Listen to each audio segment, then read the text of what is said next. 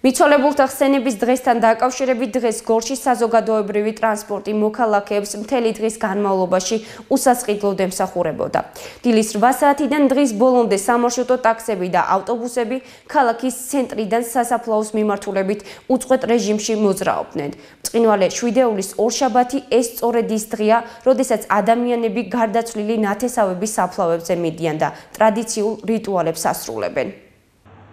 მორწმუნეები ტრადიციულად ბრწყინვალე შვიდეულის ორშაბათს მიცვალებულებს იხსენებენ და საფლავებზე გადიან. ამ დღესთან დაკავშირებით გორის მერიამ 10-მდე უფასო სატრანსპორტო საშუალება გამოყო, რომლებიც სტადიონის მიმდებარე ტერიტორიიდან კვერნაკის სასაფლაოს მიმართულებით მთელი დღის განმავლობაში ემსახურებოდნენ მოქალაქეებს.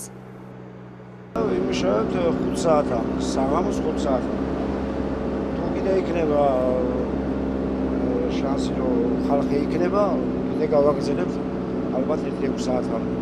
ბოლომდე მივდივართ, ხალხი მაყოფილია. ხალხს ეს მგზავრობის საშუალება გვაქვს იქამდე, რომ ჩვენ მიცვალებულთან მივიდეთ და მოვიგონოთ. ყოველ წელს მიდიხართ?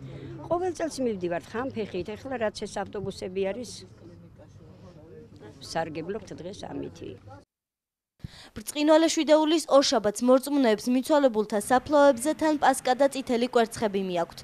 ამჯერად ისინი გარდაცვლილებს არა იმიტომ იხსენებენ, რომ განშორებას გლოვობენ, არამედ იმიტომ, რომ ქრისტეს მკვდრეთით აღდგომას ახარებენ. საეკლესიო წესების მიხედვით, მორწმუნეებისთვის სადღესასწაულო დღეებში მიცვალებულის დატირება და გლოვა დიდ ცოდვად ითვლება.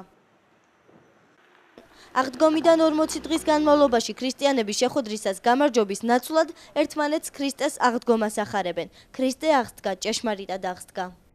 სრულიად საქართველოს სულოცავ, ჯანმრთელობა, ბედნიერება, სიკეთე, სიხარული და მშვიდობა პირველ რიგში და დაკარგულის დაბრუნება.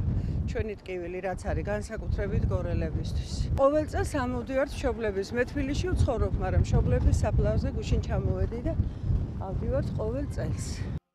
ბრწყინვალე შვიდეულში ყველა საეკლესიო წესი განსხვავებულია. წირვა-ლოცვა მხოლოდ ამ კვირისათვის დამახასიათებელი რიგით სრულდება. ბრწყინვალე შვიდეულის ყოველ დღეს ტაძრებში სადღესასწაულო ლიტურგია სრულდება და მორწმუნეებს ზიარების მიღების შესაძლებლობა აქვთ.